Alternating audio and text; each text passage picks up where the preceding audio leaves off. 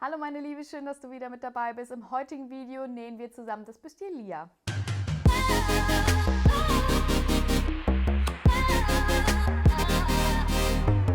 Das Bustier Lia seht ihr hier im Hintergrund. Es ist ein Sport-BH, den wir aus einem elastischen Material nähen. Das ist ein hochelastischer Econylstoff, den ihr auch in meinem Shop findet.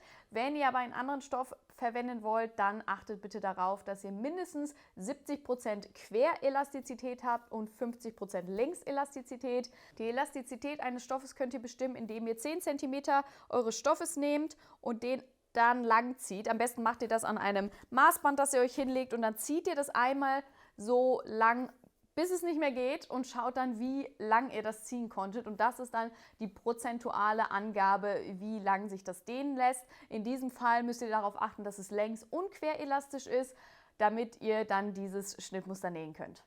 Wir nähen das Bustier mit einem elastischen Garn und mit einer normalen Nähmaschine. Ihr braucht dafür also keine Overlock. Das ist richtig, richtig cool, weil dieses elastische Garn mit einem normalen Gradstich funktioniert. Das ist zum Beispiel ein Seraflex Garn von der Firma Amann, aber da gibt es inzwischen, glaube ich, auch viele andere Anbieter, die elastische Garne anbieten. Wichtig ist, dass ihr dieses Garn sowohl als Unterfaden als auch als Oberfaden verwendet. Sonst brauchen wir noch ein 4 cm breites Gummiband, was relativ steif ist, denn es soll ja auch viel halten beim Sport und gut sitzen. Deswegen achtet darauf, dass es ein relativ steifes Gummiband ist, was dann hier nachher reingenäht wird. Und was natürlich auch sehr wichtig ist, wenn ihr mit solchen elastischen Stoffen näht, dass ihr eine passende Nähnadel in die Nähmaschine einsetzt. Ich habe dafür eine Super Stretch Nadel verwendet, die ist für hochelastische Stoffe geeignet. Schaut da auf jeden Fall, dass ihr dann die passende Nadel zu eurem Stoff verwendet.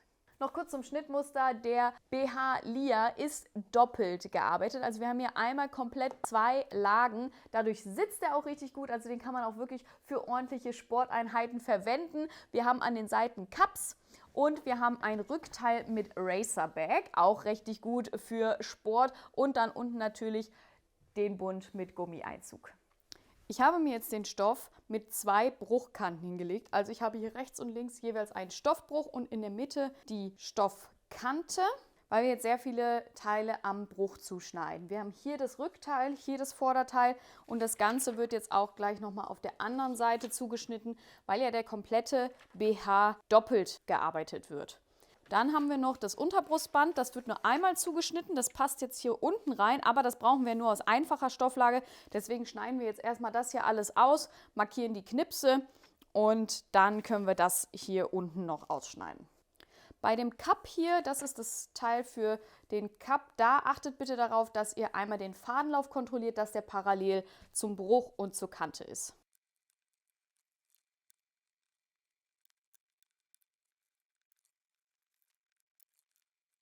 Wir nähen jetzt als nächstes die Cups an. Dafür schnappt ihr euch eure Vorderteile und die Cups. Da der komplette BH gedoppelt ist, haben wir das ja auch alles zweimal, beziehungsweise die Cups 4-mal. Ich habe mir die jetzt hier pärchenweise hingelegt, also einmal aufeinander, dass ihr 2 Pärchen habt. Und dann legt ihr die Cups einmal so an die Vorderteile.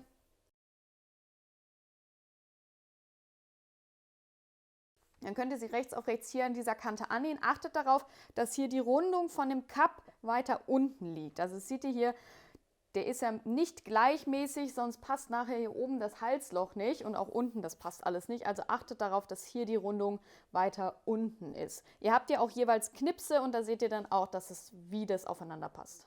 Wenn ihr die Cups aneinander genäht habt, dann könnt ihr die Nahtzugaben noch auseinander bügeln. Wenn sich die Nähte nicht so schön legen, könnt ihr sie auch gerne in der Rundung ein wenig einschneiden, dann sollten die sich besser legen. Und danach könnt ihr dann euer Rückteil nehmen. Das Rückteil legt ihr jeweils rechts auf das Vorderteil und dann schließt ihr nur die Schulternähte, also nur hier die 2 kurzen Strecken. Das macht ihr sowohl auf dem Innen- als auch auf dem Außen-BH.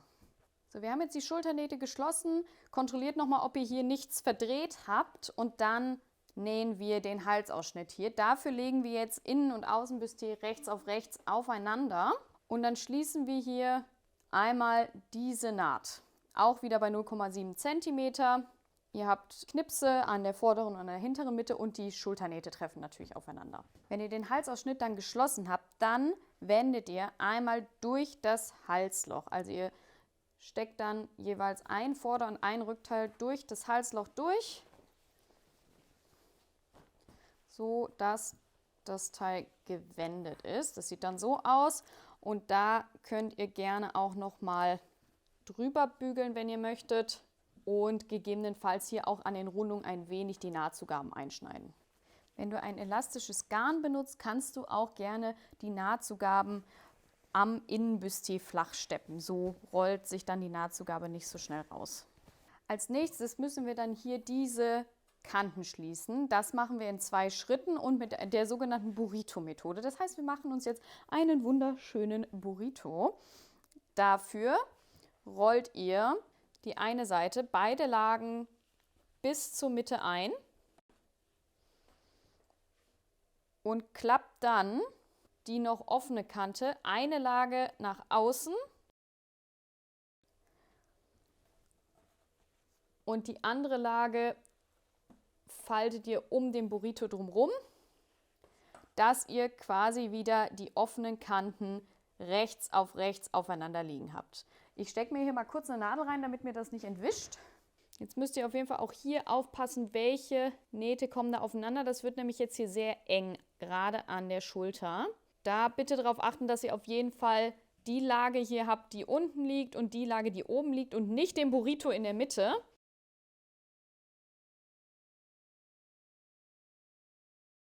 Und jetzt haben wir nämlich das tolle Ergebnis, dass wir hier diese Naht einmal komplett schließen können, rechts auf rechts. Und wenn wir hier die Seite genäht haben, dann wenden wir das einmal und machen die Burrito-Methode einmal in die andere Richtung und schließen dann die andere Seite auch noch.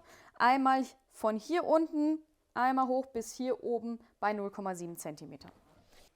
Achtet beim Annähen besonders im Schulterbereich darauf, dass ihr nicht den Burrito innen drin auch mit annehmt, weil das hier alles so eng ist, kann das schon mal schnell passieren, dass da die Lagen mit reinrutschen. Da nochmal schauen während des Nähens, dass ihr da die Lagen zur Seite schiebt. So, wir haben jetzt hier die eine Seite geschlossen und jetzt machen wir das Ganze mit der anderen Seite auch nochmal. Also Burrito rollen, so einmal einrollen, so gut es eben geht, dann eine Lage rüber, die andere Lage unten drunter unter dem Burrito her und dann wieder die offenen Kanten zusammenstecken und bei 0,7 cm schließen. So sieht jetzt unser BH aus. Ihr könnt ihn gerne noch mal ein bisschen bügeln oder auch die Nahtzugaben ein bisschen zurückschneiden an den Rundungen, wo es stark gerundet ist, hilft es auf jeden Fall, dass das dann schöner liegt. Auch hier an den Schultern, dass das mal ein bisschen flach gebügelt wird. Das sieht dann auf jeden Fall schon mal besser aus. Und dann können wir weitermachen mit der Seitennaht.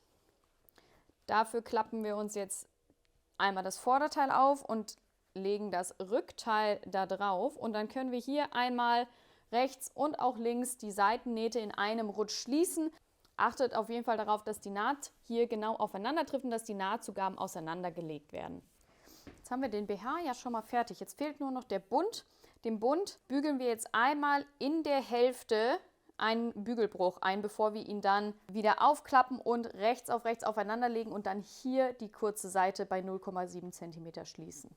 Wir haben uns jetzt den Bund eingebügelt, den Bruch, und dann klappen wir jetzt den Bund wieder auf, so dass der Bruch nach oben zeigt und dann legen wir den Bund rechts auf rechts aufeinander und schließen hier die kurze Seite bei 0,7 cm. Ihr könnt dann jetzt einmal die Naht auseinander bügeln und dann den Bund wieder im Bügelbruch zusammenlegen. Und dann nähen wir ihn an den BH an. Dafür achtet bitte einmal auf die Knipse, denn das Vorderteil ist deutlich länger als das Rückteil und somit sind auch die Knipse unterschiedlich verteilt.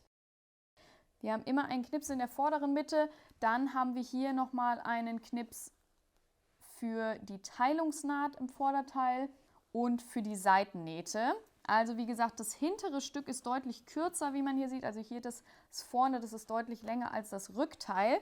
Deswegen kann man es vielleicht da am ehesten dran sehen, wo hier was hin muss. Und wenn ihr dann wisst, was wie rum da dran gehört, könnt ihr dann den Bund rechts auf rechts an die untere Kante stecken und bei 0,7 cm annähen. Achtung, lasst hier eine ca. 10 cm Öffnung, da hier noch ein Gummiband eingezogen wird. Und achtet natürlich auch besonders darauf, dass wir jetzt hier 4 Lagen haben, dass ihr auch immer schön alle 4 Lagen mitnäht. Dann ist der BH auch gleich fertig. Wir nehmen uns jetzt noch das Gummiband. Um die passende Länge zu finden, könnt ihr das einmal unter der Brust umlegen und schauen, wie fest ihr das haben wollt. Eventuell wollt ihr das ja für Yoga-Bekleidung ein bisschen lockerer haben, für Sportbekleidung ein bisschen fester. Wenn man zum Beispiel joggen geht oder so, muss es ja ordentlich Halt haben. Ich habe mir meine Länge jetzt hier schon so fertig ausgemessen. Ihr könnt aber natürlich auch das Gummi erstmal einziehen, den BH probieren und dann schauen, ob die Länge passt und gegebenenfalls dann nochmal was ändern. Also ich habe jetzt hier an der Seite meine Öffnung und fädel mir jetzt das Gummiband in den Bund ein. Schaut, dass ihr da die richtige Öffnung findet. Ich mache das mit so einer Sicherheitsnadel, einmal durchfädeln. Ich habe das Gummi jetzt eingezogen. Ihr könnt dann gerne auch noch die Nahtzugaben ein bisschen nach oben in das Vorderteil und das Rückteil bügeln. Und wenn euch die Länge so gefällt, könnt ihr dann auch hier einmal die letzte Lücke schließen. Dafür holt ihr dann das Gummiband nochmal raus und dann näht ihr das Gummiband aufeinander fest. Also nicht rechts auf rechts, weil das würde zu dick werden. Legt das übereinander und dann würde ich das mit einem groben Zickzack aufeinander festnähen.